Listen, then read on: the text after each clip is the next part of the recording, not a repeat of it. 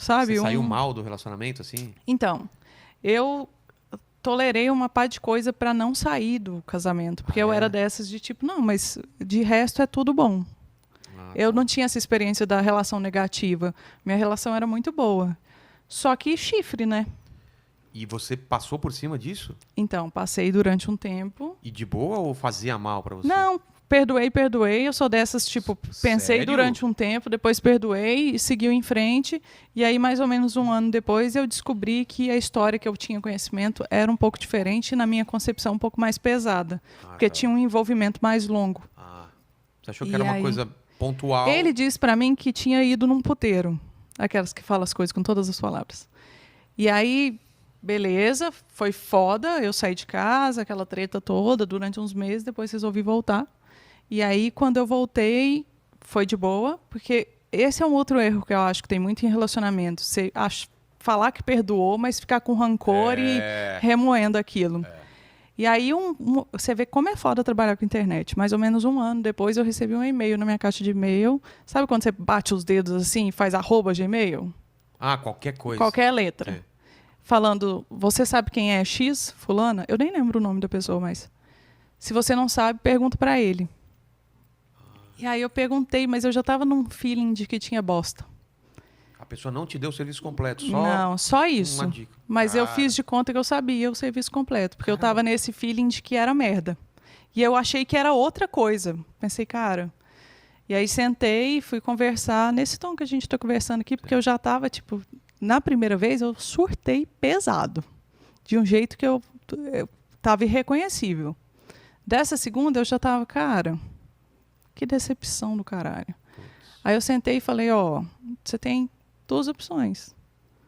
Ou você me conta você mesmo o que é que aconteceu, ou eu vou ficar com as informações que eu tenho e vou viver com elas. E aí eu vou decidir o que eu vou fazer daqui pra frente.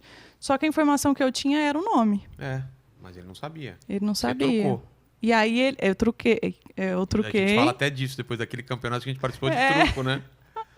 E aí truquei, blefei pra caralho. Ele também, porque ele ficou, nunca ouvi falar. Não sei de quem se trata. Ele não sei o pediu que, não sei o 6. que. Pediu 6. Aí eu falei, 12, cuzão. E aí ficou nessa um tempo, a gente no restaurante. E aí ele cedeu. E aí ele contou que, na verdade, quando ele tinha falado que tinha ido naquele lugar, eu tentando manter a monetização, eu tô muito na minha cabeça já tá virada pra monetização do YouTube. E aí ele me contou que, na verdade, quando ele falou aquilo, ele falou para amenizar, mas que ele conhecia essa pessoa, ele estava falando com essa pessoa já há um tempo na internet. E aí, quando ele falou, porque tudo começou, porque a gente morava em Uberlândia, e ele falou que precisava de um tempo que não tinha certeza se queria estar casado ou não. Tipo, 7 meses depois de ter casado. Caramba! E eu fiquei, cara, não pode ser. E aí eu tentei acolher, entender, e insistiu. Eu falei, então você precisa do seu tempo. E aí, como é que vai ser? Não, eu vou para São Paulo. Ele chegou aí no aeroporto, voltar para casa, e quando ele voltou para casa, eu falei, velho, você precisa do seu tempo. Vai. E aí ele me contou que nessa vinda, na verdade, ele veio e ficou durante aquela semana com essa pessoa que ele já estava mantendo papo.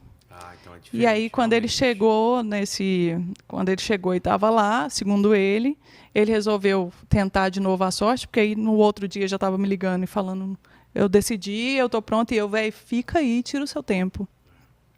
Não volta com dúvida que vai ser pior. E aí ele continuou. Mas aí diz ele que percebeu que não era aquilo que ele queria, voltou para casa, depois de um tempo eu perdoei a porra toda. E aí ele me contou a verdadeira história, que era essa. E eu falei, aí você parou de falar com ela quando você voltou para casa? Não. Na verdade, falou sim. E aí eu blefei e pressionei e tudo mais. Não tinha. De maneira educada, não tinha parado. Ele tinha continuado conversando com ela, mas, segundo ele, amigavelmente até o dezembro daquele ano. Aí eu falei, cara, então é o seguinte, agora eu vou decidir o que eu quero. Porque eu não sabia exatamente o que eu queria. Pensei, como que eu vou lidar com esse tanto de informação? Eu achava que era uma outra coisa totalmente diferente. E para ele, eu sabia da história, mas na real eu não sabia da história. Ele tinha me contado ali, naquele momento.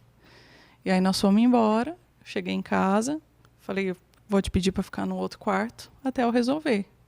E aí eu fiquei, acho que uns 2 meses em casa enquanto eu resolvi. Enquanto isso, meu padrasto teve um AVC, ficou acamado.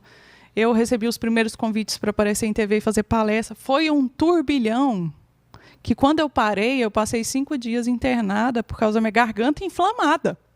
Cara, somatizou total. Somatizei e ficou tudo preso, né? Putz, Aí, mesmo, tem a ver até com esse lance de não...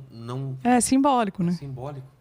Eu acredito que seja. Sim, E aí foi assim, aí resolvi que eu ia sair fora. Nesse meio tempo do meu padrasto na UTI, eu indo visitar e voltando e tudo mais, eu cheguei à conclusão que não era aquilo que eu queria. E aí resolvi sair fora.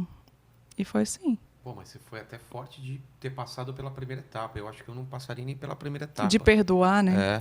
Mas eu acho que muito... Porque esse perdão não é só falar... Porque também com o meu primeiro casamento, eu também perdoei.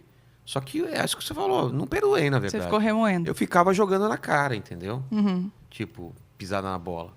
E aí não rola. Não, eu não sou essa pessoa, não consigo ser assim. Então, eu tipo, tentei. resolvemos um problema, ponto final, outros problemas virão. Mas... Minha mulher é assim que nem você, cara. Eu admiro pra caramba. Minha mulher, assim, se eu fizer uma coisa errada e a gente conversar e se acertar, ela nunca mais toca nesse negócio. E não repetir. Claro. Acabou. Mas é do caralho isso, né?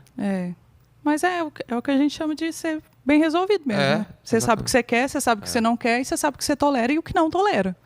E daí tem chega. limites também, né? Tem coisa também que a gente nem sabe, mas se acontecer, não tem como perdoar. Tem limites também. Exatamente. Mas eu acho que muito de eu ter perdoado, primeiro, foi porque a gente tinha uma relação boa. A gente não tinha nenhum outro tipo de problema. Éramos sócios nos blogs e eu administrava a empresa que tinha 3 sites diferentes dentro. Ou seja, existia uma equipe de trabalho também que estava dentro do rolê, querendo ou não. Mas muito eu acho que foi por causa da pressão social que eu sentia de, tipo, sou uma mulher com 20 e poucos anos, que me casei outro dia com uma puta festa para toda a minha família, e aí agora, 7 meses depois, eu vou separar? Sabe que isso que você falou faz diferença? O fato de eu não ter tido festa facilitou eu separar. Porque nenhum amigo, nada, ninguém foi na festa, não teve festa. Então... A vergonha é menor, né?